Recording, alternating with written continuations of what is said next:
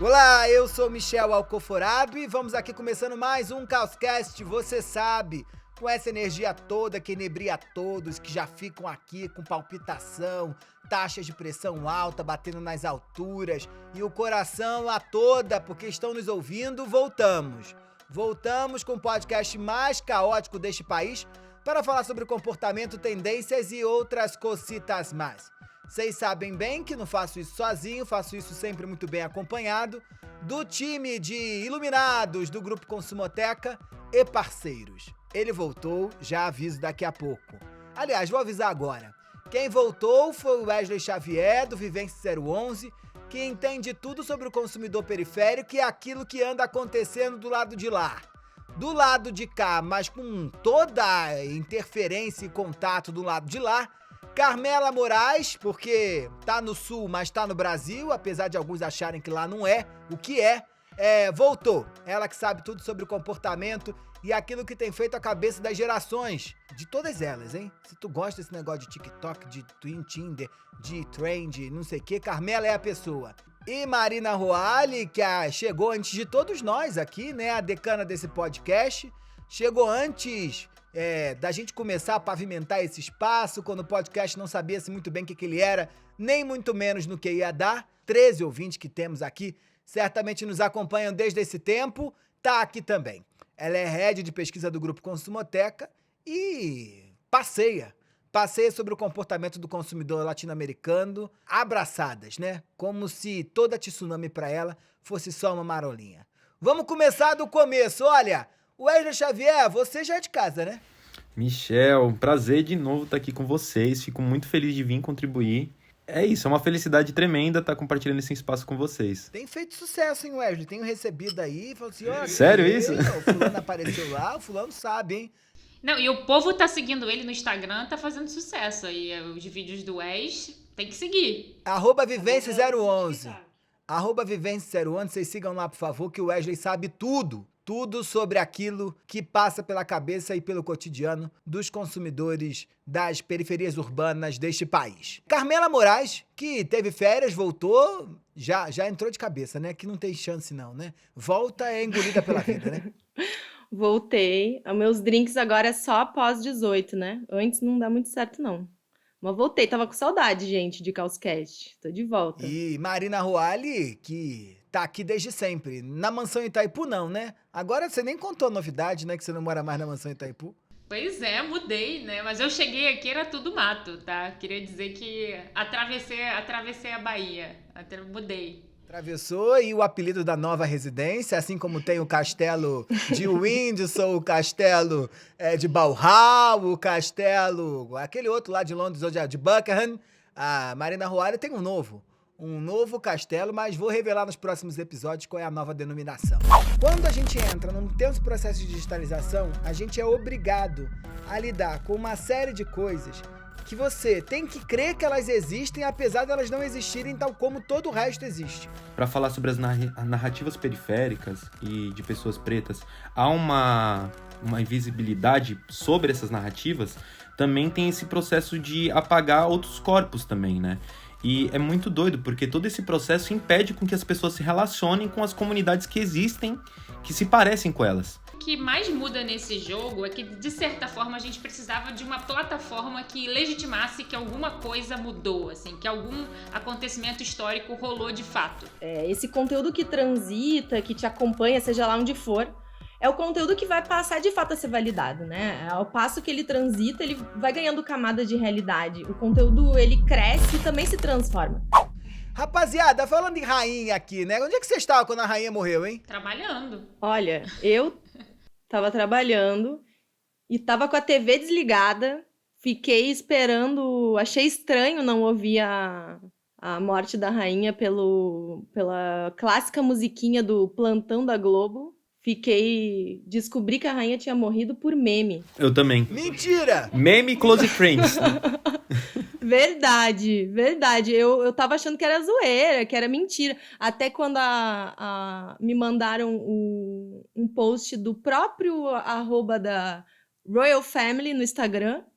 E eu, mesmo assim, não tava acreditando muito, não. Eu senti falta do plantão da Globo Pra chancelar que tinha morrido mesmo. pra chancelar. Eu fui pro Twitter pra descobrir se era verdade Eu lembro mesmo. que eu tava num call com alguém que tava em Portugal e aí falaram que lá eles estavam já se preparando pra notícia porque começou a aparecer gente de preto, né? Porque tem um protocolo que você tem que estar de preto pra dar a notícia, então começou aquele esquenta, assim. Mas foi ali que eu também fiquei. E o Wesley sabendo. descobriu pelo Close Friends? Eu sou do tempo que Close Sim. Friends tinha nudes, né? Agora tem morte da rainha.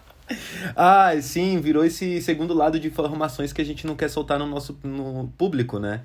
E eu também conheci por meme e, tipo, nesse processo eu fiquei num looping entre pensando que era um movimento ali de oportunidade para falar sobre todo esse movimento que a colonização tem de usurpar itens de valor, né? Porque tem todo um discurso e uma fala aí em volta da rainha que ela, por exemplo, tá com o maior diamante lapidado do mundo, né? E que não pertence ao país de origem dela. E, tipo, eu fiquei nesse loop entre, será que isso é um movimento pra questionar a questão do colonialismo ou pra falar sobre a morte da rainha mesmo? E o Close Friends me ajudou, Michel, assim, as pessoas fazendo fofoca, né? Fofoca levando informação. Olha, e era melhor quando o Close Friends era só nudes e biscoitagem, hein? O melhor de tudo, mas só um. Bom, eu não sei se vale aqui, mas o melhor de tudo foi a galera da minha bolha aí, né? Que aquele povo que fez intercâmbio em Londres por 3 meses e coloca aquele post de meu Deus, perdemos, né? Perdemos nossa realeza. Diz que foi uma comoção danada em Araraquara, né? Eu fiquei um pouco surpreso também, mas bastante ansioso pelas próximas temporadas. Mas disseram que agora, em respeito à rainha, vão atrasar, né, os próximos episódios de The Crown. Ai, não acredito. Sim. E as fofocas continuam, hein? Descobriram hoje que ninguém avisou ao príncipe desgarrado, aquele que mudou lá pra Inglaterra, para os Estados Unidos. Ninguém avisou a ele. Ele descobriu também pela internet, igual a gente, por um meme do Close Friends, que a vovó tinha morrido. Mas olha, em respeito aqui aos amantes da realeza, vocês têm todo o direito de ficarem consternados com a onipresença dessa figura pública dentro do debate há tanto tempo, e a falta certamente será sentida por todos nós. Mas eu fiz essa pergunta aqui porque era bastante diferente, como Carmela colocou, né? A maneira como nós éramos no passado surpreendidos por acontecimentos históricos, né? E por esses grandes eventos que tomavam a nossa vida. É interessante ver que antes, né, muito antes ainda do plantão da Globo, a gente só sabia de alguma coisa quando estava perto daquele assunto, ou quando estava geograficamente perto daquele assunto. E por conta disso, né, a gente ficava à mercê para saber sobre aquilo que existia, ou sobre aquilo que era o real, única e exclusivamente através do tempo que a notícia demorava para chegar até a gente. Hoje a gente não precisa mais esperar até o outro dia para saber o que está rolando no mundo. E isso faz com que a nossa relação com o real se transforme, né, Marina? Pois é, Michel, eu acho que o que mais muda nesse jogo é que, de certa forma, a gente precisava de uma plataforma que legitimasse que alguma coisa mudou, assim, que algum acontecimento histórico rolou de fato.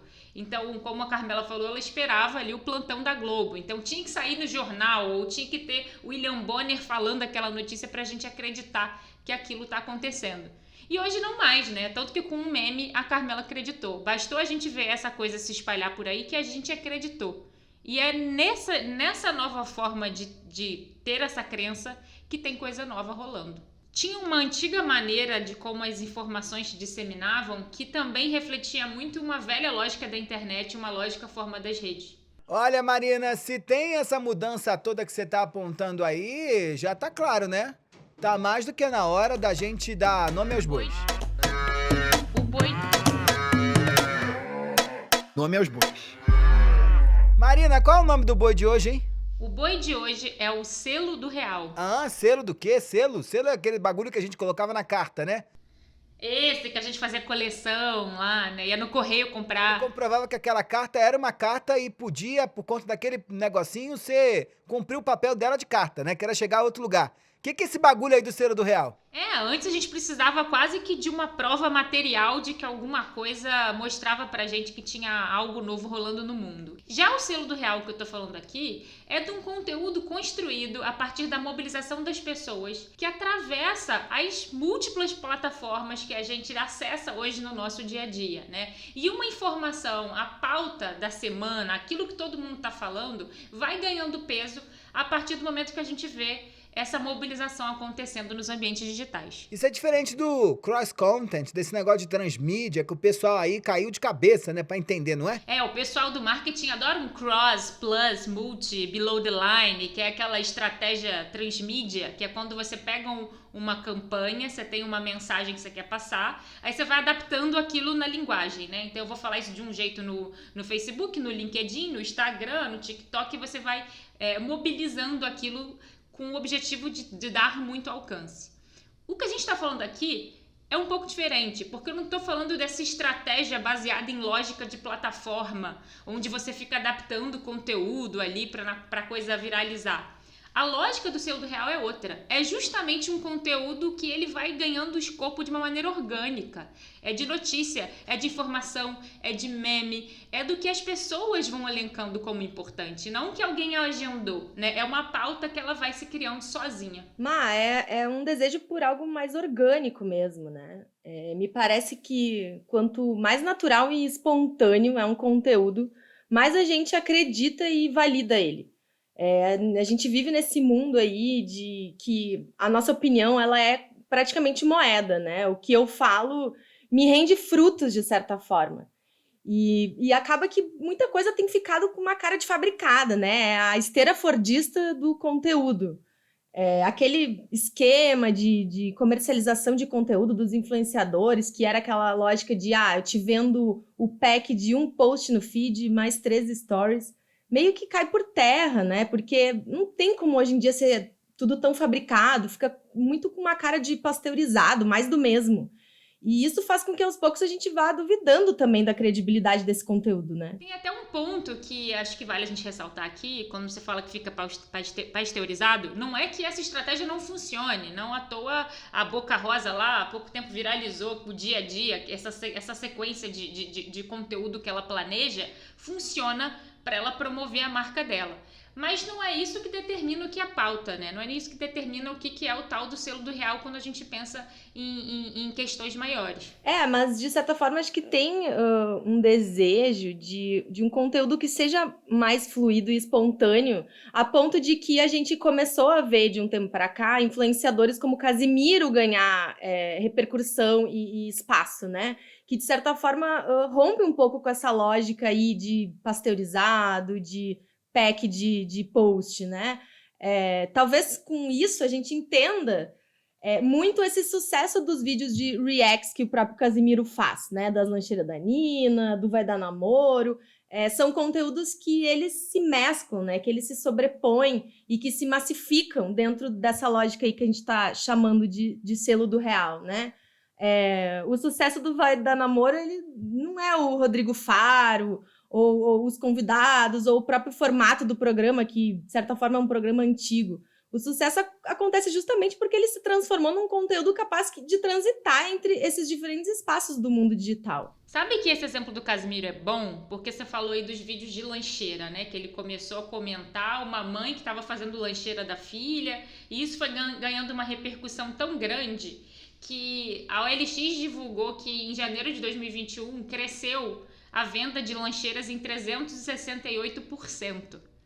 E aí sim a gente está falando de uma estratégia de selo do real que é diferente disso que a gente pensa do cross-content. Ninguém foi lá e planejou, eu vou fazer 2 stories, um post, um aqui, um negócio ali, não sei o quê, para vender lancheira. A gente está falando de um assunto que ganhou peso, foi transbordando para além de plataforma. Um dos grandes pulos do gato do Casimiro, né? Eu acho que ele maneja muito bem nesse lugar do meio aí, nesse entre, né? É interessante que ele tem uma capacidade grande, com essa habilidade de manejar essa lógica do entre, de promover experiências compartilhadas e que uma conversa não morre apenas no post, né? O mais importante aqui, quando ele anda nesse meio do caminho, é que ele vai permitindo que a gente vá agregando outras visões sobre a mesma coisa. E aí isso vai ganhando ali uma perspectiva completamente diferente, uma perspectiva mais próxima do real, uma perspectiva de que é algo que se mantém, apesar dos pesares, apesar da digitalização, apesar de só existir na tela do teu celular. Então, Michel, acho que até inclusive essa capacidade de se posicionar no entre, talvez seja uma nova habilidade mesmo, né? Porque é isso que de fato vai impactar as pessoas. Esse conteúdo que transita, que te acompanha, seja lá onde for, é o conteúdo que vai passar de fato a ser validado, né? Ao passo que ele transita, ele vai ganhando camada de realidade. O conteúdo, ele cresce e também se transforma. Ele vai ganhando aí novas linguagens, novas roupagens, novas interpretações. E muitas vezes ele acaba se transformando num fenômeno cultural mesmo, né? Como é o caso aí das lancheiras, né?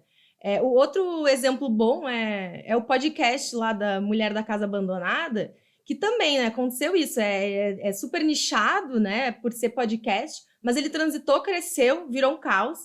E foi pauta também de milhares de outros podcasts, vídeo do YouTube, trend do Twitter, até que ele foi parar no Fantástico. Então parece que é quase que uma inversão, né? Antes o que nascia num programa... No Datena. Foi parar no Datena Luísa Mel. também. Fantástico no Datena. Na Luísa Mel.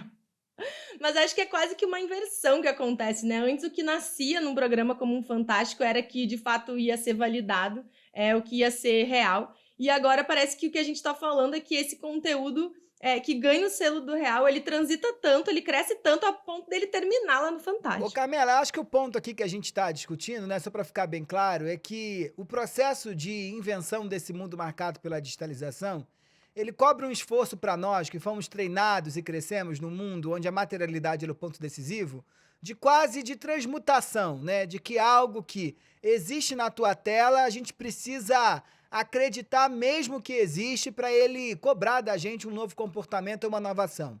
E esse processo de construção dessa nova realidade, ou dessa metamorfose de uma realidade digital que se mantém mais real, mesmo sendo ainda digital, ela se faz através da aplicação desse selo do real. E são nessas reverberações dessas versões sobre os temas que a gente vai ganhando essa dimensão importante de que algo, né, que só existia ou no áudio ou na tela do teu celular, mobiliza pessoas, mobiliza corações, mobiliza esforços de consumo, mobiliza visões de mundo para levar a gente a acreditar que uma ideia é mais do que só uma ideia, de que um tweet é só mais do que um tweet, ou de que uma imagem é só mais do que uma imagem, é algo que existe. Existe tal como o prédio da tua casa existe, o teu carro existe, a tua bolsa existe, o teu próprio celular existe.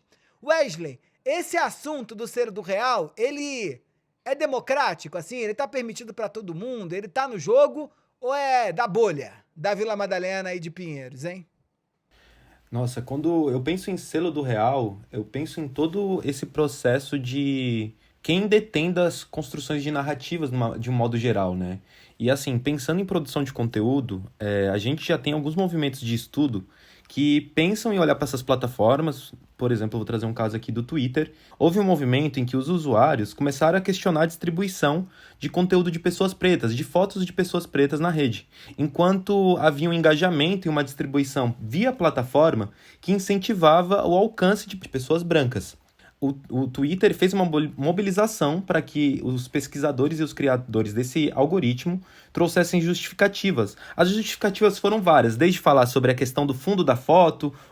O ponto de observação aqui é como que um algoritmo, um processo que foi fabricado, construído, ele não privilegia outras narrativas. E eu acredito que falar sobre selo do real é também falar sobre como há uma indústria que não privilegia, na verdade, não dá espaço para que outras narrativas possam ser contadas. Eu acredito que o caso da rainha, ele foi para mim, eu percebi nas redes, um momento de luta entre páginas, principalmente de movimentos periféricos e pretos, falando sobre esse movimento de usurpar e de roubar itens de valor que são de outros países, de outros continentes, enquanto havia uma outra parte dessa rede falando abertamente sobre o valor que tem a família real para o mundo, de pessoas, por mais que não estivessem ligadas diretamente com aquela cultura, se sentindo mal. Então, sempre tem uma luta de qual vai ser a narrativa que vai ser contada.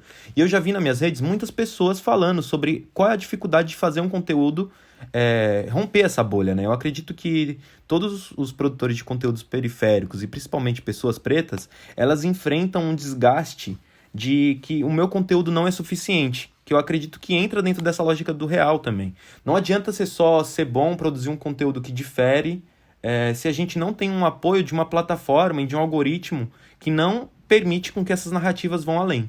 Wesley, eu acho que tem uma coisa super interessante aqui no que você fala, é que se a gente está dizendo que o selo do real, ele existe, né, ou ele ganha mais força, ou ele se aplica gerando essa metamorfose de coisas digitais, né, em coisas quase materiais, apesar de digitais, através do papel da reverberação nas redes, ou na medida que a gente atravessa diversas plataformas com o mesmo conteúdo, a gente vai acreditando que isso é verdadeiramente real. Se os algoritmos são racistas e se os algoritmos são classistas, as pessoas periféricas e os mais pobres, ou os marginalizados de uma forma geral, eles, de certo modo, eles têm mais dificuldade de provar que suas ideias são reais, né? A gente, toda vez que tem um aplicativo ou algo, né, que não entrega esse conteúdo para outras plataformas do mesmo jeito que entrega de pessoas brancas, dentro do padrão, das elites e por aí vai, a gente está colocando, para além de todos os outros dilemas, um dilema também de crença, né? Um dilema também de mobilização, um dilema também de transformação ou de materialização de algo que, dentro dessa nova lógica, onde o digital é o ponto decisivo, é importantíssimo, né? Inclusive, isso me lembra sobre um fato que aconteceu recentemente, sobre o movimento do Brasil Core, que diversas páginas, principalmente páginas que falam sobre comportamento e tendências de moda, alegando que havia um movimento recente, estava acontecendo uma despolitização da camiseta do Brasil. E tudo isso surgiu porque blogueiras e influenciadoras estrangeiras começaram a utilizar camisetas do Brasil, compondo seus looks, e esse conteúdo viralizou através do TikTok. Chegando a nível Brasil, diversos influenciadores brancos começaram a construir trends para falar sobre essa nova estética que era o Brasil Core. Enquanto, olhando por esse lado, que é um lado racista e classista, a gente tem uma inviabilização de narrativas que já estão afirmando esse processo de estética da camiseta do Brasil, e principalmente do relacionamento do brasileiro com o futebol, com as cores dessa camiseta. E assim, eu não estou falando sobre a origem da cor da bandeira do Brasil, que a gente vai entender que tem toda a relação com a família real, não é sobre isso, mas de como que esse algoritmo permite que... Acho que é muito importante a gente citar aqui o livro da Cida Bento, que essa branquitude, ela se coloque num lugar de universal e fale sobre comportamentos que, por mais que não tenham sido elas que criaram ou que difundiram, como proprietário daquela estética. Então o Brasil Core, para mim, ele resume muito sobre esse movimento. Ele popularizou, porém, por outro lado, tiveram muitos questionamentos, e por ser um conteúdo que é mais tangível, falar sobre Brasil e estética brasileira é mais tangível para o periférico, porque hoje nós já somos resumidos e entendidos pelos nossos hábitos que se relacionam com a nossa estética, com o nosso visual. Foi mais fácil de transformar e trazer a lógica do selo do real para o que é o verdadeiro Brasil Core, né? Muitos têm chamado, inclusive, de Brasil Corre, que eu acho que é uma das coisas que trazem um significado mais amplo para quando o brasileiro escolhe se relacionar com o futebol, enquanto uma das possibilidades que é vista como ascensão para a periferia, seja o futebol, o funk, o rap, que são elementos muito presentes na cultura periférica. Então, gente, isso que vocês estão falando me lembrou de um caso, porque esse boicote do algoritmo, ele também acaba acontecendo com pessoas gordas e pessoas aí do movimento Body Positive. E eu me lembrei de um caso de uma influenciadora chamada Polly Oliveira, que lá em 2020 ela fez um experimento no Instagram para testar o algoritmo, justamente porque ela percebeu ali que os conteúdos que ela fazia, que ela falava ali sobre corpo livre, prazer feminino, autoestima, ela percebeu que eles não estavam sendo distribuídos pela plataforma, né? Tava acontecendo alguma coisa de estranha. Inclusive, a conta dela foi banida porque ela fez uma paródia em cima de um vídeo da Mayra Card e o Instagram alegou que aquilo era um conteúdo impróprio. Então, a Polly, ela resolveu criar um projeto para entender e provar aí esse boicote que o algoritmo faz em cima dessas narrativas que fogem aí do padrão, né? Então, ela criou esse projeto que ela chamou o Experimento, que foi uma maneira dela fazer esse teste. Então, por um período ali, ela parou de produzir os conteúdos que ela normalmente fazia e começou a meio que imitar o formato e os assuntos aí de influenciadoras mais padrão. Então, ela fingia que estava ali oferecendo um chá emagrecedor milagroso, ela fingia que estava comendo balinha de crescer o cabelo, começou a falar sobre cirurgia plástica. Inclusive, ela fez um post que era um vídeo dela alisando o cabelo dela. Tudo isso com esse intuito de testar a plataforma. E o resultado foi que, de fato, depois desse período, o Instagram tirou ela do shadow ban, né, que é o castigo lá que o Instagram faz quando a pessoa é banida, e voltou a distribuir os conteúdos dela de forma normal. Então, a Polly, ela conseguiu provar que realmente o algoritmo do Instagram, ele dá preferência, sim, por determinadas narrativas, por determinados corpos e tipos de conteúdo, que acho que é tudo que é contra do que a gente tá falando aqui, né? E eu acho que isso também mostra que não é à toa que o Instagram tá com medo do TikTok, né? Porque lá no TikTok a coisa é um pouco diferente, justamente porque no TikTok a plataforma ela prioriza ali o conteúdo antes do criador, né? Então não importa quem tá por trás daquilo, tudo vai ser viralizado e compartilhado com o mesmo peso, e o que vai medir essa viralização é de fato o interesse das pessoas, né? E não quem tá por trás daquilo. Sim, total. Eu sinto que tem um manejo muito forte desse poder de comunicação também, né? Essa questão de ditar padrões, eu acho que assim como para falar sobre as narrativas periféricas e de pessoas pretas, há uma invisibilidade sobre essas narrativas, também tem esse processo de apagar outros corpos também, né?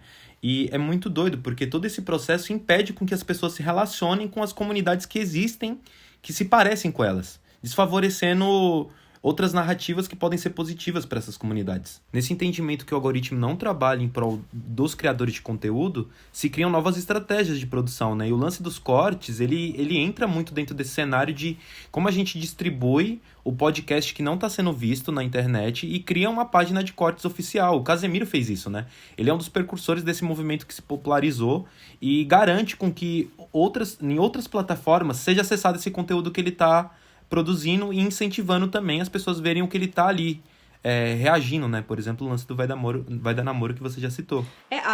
O corte, ele virou uma moeda, né? Ele virou uma economia. Eu já fui impactada no YouTube mesmo ali, com gente vendendo curso de como ter um canal de cortes, né? Porque é ali que tá a monetização, né? É aquilo ali que vai render e que vai viralizar e que vai fazer com que a fala daquela pessoa ganhe importância talvez até maior. Eu me lembro daquele caso que teve recentemente do Caio Castro, que falou que não pagava conta, que pagava conta, uma coisa assim, que era uma fala nada a ver e que aquilo virou uma coisa estrondosa, que era todo mundo falando sobre aquilo.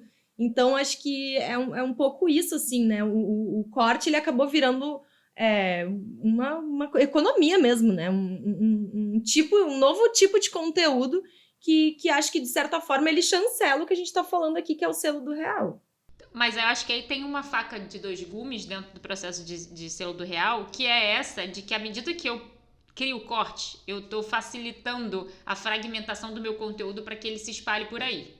Só que quando eu faço isso, eu também estou descontextualizando o que eu estou falando, né? Então, eu posso pegar uma frase que eu falei dentro de um contexto, tirei só aquele pedacinho ali, dar margem para alguém analisar, que foi o caso do Caio Castro aí, né? E aí começou todo um debate sobre isso. Em pleno 2022, a gente discutindo sobre quem paga a conta, quem não paga, e cada um dando sua opinião sobre isso. Eu acho que tem esse fenômeno de abrir o debate para outros pontos de vista que não estão no seu controle daquele que planejou o conteúdo em primeira mão, sabe? Eu acho que não é sobre lutar ou não contra isso. Isso vai acontecer. Eu acho que é aí que tá o fenômeno do selo do real, sabe?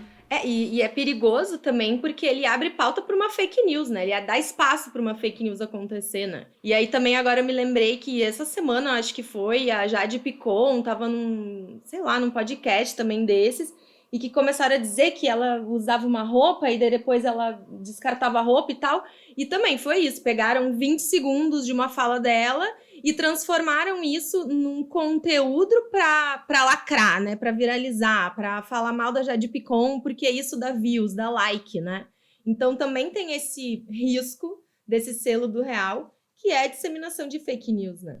Acho que tem um ponto que vale a gente demarcar bem aqui para entender o que então é esse selo do real que a gente está colocando. é que existem 2 caminhos para a gente conseguir se infiltrar aí nas margens do sistema para poder ganhar relevância, para falar de um assunto e para poder construir realidade. O que vocês estão trazendo é que existe um caminho via algoritmo, via regrinha que a plataforma cria, e ele é cheio de vieses, como vocês estão trazendo, ele vai privilegiar quem está no padrão, ele vai privilegiar o branco, e aí você usa. Então hoje, você tem um caminho lá, eu quero bombar no TikTok, eu vejo qual é a trend, eu vou seguir o que a regrinha me manda, é por isso que tem um monte de gente pirando, porque, eu tenho que fazer dancinha, que senão eu não apareço para ninguém, eu não posso fazer foto, não posso fazer texto, e aí você segue a lógica e vai. E aí isso privilegia quem para o sistema interessa ganhar espaço. E existe um outro caminho, que eu acho que é esse que é interessante, que esse que é um movimento cultural que a gente traz aqui, que é o selo do real. Que é quando eu consigo burlar esse sistema, é quando eu consigo ganhar voz, romper bolhas, porque existe um espaço do entre, existe um conteúdo que se extrapola, além da lógica de plataforma, e ele ganha força porque ele vira história na boca das pessoas. As pessoas vão levando ele para o assunto e ele vai crescendo. Eu acho que quando a Carmela citou o caso da mulher abandonada, aquilo não é feito para viralizar entre plataformas, mas as pessoas vão comentando, vão levando essa pauta para outro lugar, e com isso você vai abrindo o debate, onde com aquilo teve gente que foi criticar como a história foi contada, tem gente que vão falar de racismo, tem gente que foi militar sobre a causa animal, chega Luísa Mel. Gera uma polifonia quando a gente consegue furar a bolha. Ou quando o Wesley conta pra gente que vira alguém um dia e fala: olha, gente, tá na moda se vestir de verde e amarelo porque tem gringa se vestindo. Funcionava numa bolha. Quando isso sai da bolha e outras pessoas começam a falar: olha só, tem muito mais sobre isso rolando, é quando a gente extrapola a lógica de plataforma. E é aí que eu acho que tem algo muito rico. E se uma marca quiser pensar como que eu viralizo, se eu pudesse sonhar em viralizar, é dessa maneira, né? É extrapolando a conversa e não seguindo ali o padrãozinho do que as regras do marketing mandam a gente. Quando a gente entra num tenso processo de digitalização, a gente é obrigado a lidar com uma série de coisas que você tem que crer que elas existem, apesar de elas não existirem tal como todo o resto existe. Então você é treinado que uma mamadeira existe na medida em que sua mãe te pega e dá na sua mão e você toma o leite. Ou você é treinado que um carro existe na medida que você entra dentro dele. O que a digitalização coloca é que você é obrigado a acreditar que existem coisas que não existem na materialidade.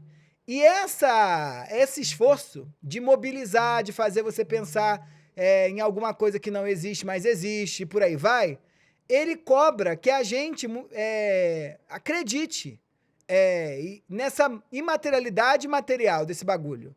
E isso cobra um esforço gigantesco do próprio conteúdo, ou da própria informação, ou da própria imagem do digital, que é esse movimento, esse passeio de atravessar diversas plataformas e ver até que ponto ela se mantém como se mantém. Ufa! Meu Deus, hein? O assunto hoje foi hard, parece até o deserto do Saara. Você sabe que uma vez me falaram que eu tinha aqui no deserto do Saara, eu fui, subi num camelo, enfrentei 2 horas de dunas no meio do camelo até que cheguei lá. Lá não sei lá onde. Eu acho que eu tô mais ou menos com essa mesma sensação do episódio de hoje, assim. O tema é importante, a experiência é decisiva, enfrentamos o assunto, chegamos lá. Lá com um pacote de ansiedade aí, né? Porque agora, para além de criar conteúdo, tu tem que criar conteúdo, convencer o povo que o real é real. Apesar dele não ser. Que loucura, hein? Vambora, hein? Vambora pra mais coisa, né? Você sabe que o deserto do Saara não tem fim, né? Quando você chega lá, ainda tem mais lá. Tá na hora do Joga na Roda.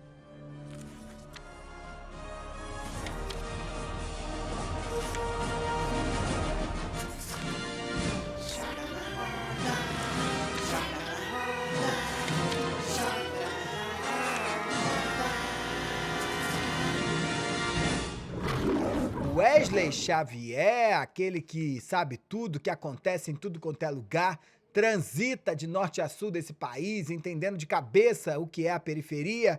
Diga pra gente o que trazes. Eu fiquei com bastante dúvida sobre a indicação de hoje, porém, recentemente eu conheci o Projeto Querino, que é um projeto que se propõe a mostrar... Tô doido pra ver isso, é bom mesmo? Cara, é sensacional, sensacional. Ai, sim. Que loucura, agora vai esfregar na minha cara, vai lá. É um projeto que ele se propõe a contar e explicar a história do Brasil por um outro viés. E são 8 episódios que ali ele mostra uma série de como essa história do Brasil, e ela é contada pelo aspecto da população preta. periférica. E para mim a frase mais emblemática que está relacionada a essa indicação é que hoje existe uma história da população preta sem o Brasil, mas não existe uma história do Brasil sem a população preta. Que maravilha, tô querendo ver. Quem viu e gostou. Então, a gente que não viu certamente vai gostar também. Eu tenho certeza que nossos ouvintes vão cair de cabeça nesse assunto. E Carmela Moraes, que trazes, hein? Então, Michel, eu vi recentemente uma série que é a terceira temporada daquela série American Crime Story, que é a temporada que se chama Impeachment e que fala o caso do Bill Gates e da Monica Lewinsky. E eu fiquei pensando, porque eu me lembro dessa época, não me lembro quantos anos eu tinha, mas eu já era uma pessoa que entendia mais ou menos das coisas. E vendo a série, eu fiquei impressionada do quanto me venderam uma informação distorcida a respeito da Monica Lewinsky. Então, para quem não sabe, assim, né, contextualizando para os mais jovens, a Monica Lewinsky ela teve um caso aí, né, com o presidente Bill Gates, quando ela era estagiária dele na Casa Branca, e esse caso veio ao público, virou, né, maior bafafá aí. E naquela época já tinha o início dos blogs e, de certa forma, também os inícios dos memes. Então, a mídia traçou uma imagem dela, né, também muito a favor ali do Bill Gates, traçou uma imagem da Monica Lewinsky e viralizou muito no mundo inteiro uma imagem que não era a verdadeira, né, uma história que não era, de fato, a real. E eu fiquei muito impressionada quando eu vi a série e descobri de fato ali, né, o que aconteceu, que eu não vou dar spoiler, mas acho legal, assim, todo mundo vê, e o quanto que me venderam uma história completamente distorcida e o quanto eu acreditei por anos nisso, né. E também é legal porque, não legal, né, mas interessante, porque a Monica Lewinsky ela é considerada aí também uma das primeiras pessoas a sofrer cyberbullying, ela inclusive tem um TED que ela fala sobre isso. Então, achei que tem a ver, assim, essa história da mídia e da internet e dos próprios memes construírem uma narrativa que, de fato, não é ali totalmente a narrativa verídica. Maravilha, maravilha. Marina Roalli, hein, que trazes? Hoje eu vou de livro, e é um livro que eu acho que eu já mencionei aqui em algum episódio, mas não teve como eu Tu não tá aqui há lembrar muito 85 dele. milhões de episódios, né? Não há Pois referência né? que resista, A gente né? se repete. Eu acho que ele me remete muito ao que a gente debateu sobre o pseudo real, que é a cultura da conexão, criando valor e significado por meio da mídia propagável. Marina, você é uma das pesquisadoras mais competentes que eu conheço nesse país, mas olha, você de vez em quando dá uns rateios publicitários, né? Você ama esse aí, né? É esse o Lipovetsky. Você não aceita a minha raiz publicitária. Mas é porque, em 2014, o Jenkins, junto com o Joshua Green e o Sam Ford, eles falavam desse momento da internet, da falência da Web 2.0, que justamente não ia dar certo porque todo mundo criava conteúdo querendo prender esse conteúdo dentro da plataforma. E que o futuro do conteúdo e do bom conteúdo, pelo menos desse ponto de vista de alcance, é aquele que extrapola, é aquele que se espalha. E ele traz esse conceito de espalhabilidade do conteúdo, que eu acho que tem tudo a ver com essas estratégias de mobilização do pseudo real. Mas não é que é bom isso aí mesmo? Ele não é publicitário, não, é? Eu não sei a formação oficial dele, porque nos Estados Unidos é comunicação. Mas os publicitários amam, e eu também amo os publicitários. Eu queria marcar isso aqui, apenas uma brincadeira. Mas é isso, eu acho que ele traz esse ponto da espalhabilidade. Ele critica, inclusive, o termo viral, que não faz sentido, que o mundo do marketing ama. Então, eu acho que... Eu repito muito ele, mas eu acho que ele avisou pra gente que isso ia acontecer, sabe? Então, de vez em quando eu volto nele e falo, não é que estava lá? Não é que estava já dito? Então, seguirei defendendo o Henry Jenkins por aqui. Eu vou citar também um novo queridinho dos publicitários, hein? Porque nós, os publicitários, nós temos muito em comum. É um livro que nem sei se foi traduzido ainda para o português do Brasil, mas tem no português de Portugal. Eu comprei numa dessas idas a Lisboa. Que é um livro do Chul Han, aquele que ninguém sabe falar o nome, né? Que é aquele filósofo coreano, radicado em Berlim, que é professor lá na universidade e é um grande pensador sobre essas questões que atravessam a contemporaneidade. Ele, para além de Sociedade do Cansaço, Sociedade sei lá mais do que, Cansado de Manhã, Cansado de Tarde, Cansado de Noite e aquelas loucuras todas, ele tem um livro que é muito interessante, que se chama Não Coisas, Transformações no Mundo em que Vivemos. O desafio que o Chul Han apresenta nesse livro é mostrar como o digital ele cobra da gente um outro entendimento de tangibilidade, um outro entendimento de estabilidade, um outro entendimento de materialidade. E isso cobra que nós aceitemos uma nova lógica de vida onde as coisas existem sem você pegar nelas. Isso é papo para assunto, ele vai no Heidegger, vai no Hegel, vai sei lá aonde mais, vai na Adão e Eva, ele vai. Ele vai explicar pra gente o impacto dessa filosofia de smartphone ou dessa visão sobre os nossos comportamentos. Pois bem, todo mundo jogou na roda, terminamos, tá mais do que na hora da gente ir pro abraço. O abraço, você já sabe, é a hora que a gente agradece aqui imensamente aqueles que enfrentaram esse deserto do Saara até chegar até aqui. Eu gostaria de reforçar, em nome do time, que a gente ama quando vocês mandam mensagenzinhas, recadinhos, cartinhas e outras cositas mais. Isso é muito fácil, você pode entrar lá no nosso grupo do Telegram, trocar com a gente, assinar a nossa newsletter e também ficar de olho no link dos episódios que a gente compartilha nas nossas redes sociais. Se você curtiu, compartilha, né? Pega o nosso bagulhinho lá e joga pra tua rede. Ou mais do que isso, se tem sugestão de temas e assuntos, @Grupo Consumoteca, lá você sabe tudo que a gente tá fazendo, mas também indica coisas que a gente precisa fazer e não tá fazendo. Pois bem, vamos aqui terminando mais um Causcast, mais uma edição do nosso Causcast. Lembrando que esse podcast maravilhoso é uma produção exclusiva do Grupo Consumoteca. Faço isso em parceria com eles, o Wesley Xavier, Vivência011, @Vivência011, @Algumdoce. Você segue, tem conteúdo da Compal. Beijo, Wesley. Beijo, gente. É um prazer novamente estar com vocês. Carmela Moraes, que tá por aqui sempre, voltou, né? Voltou das férias, já tem alguns episódios, que bom que ela tá aqui conosco. Voltei pra ficar. Um beijo, gente. Ó, e o nosso grupo do Telegram tá bombando, hein? Que eu entrei lá esses dias e não tem só 13 ouvintes não, hein? Tá cheio de gente lá. Ih, tu tá Tamo chique, chique. hein? Ela é ouvida. Marina Ruali, beijo, hein? Não, eu juro que eu vou revelar agora onde é que é o novo castelo, hein?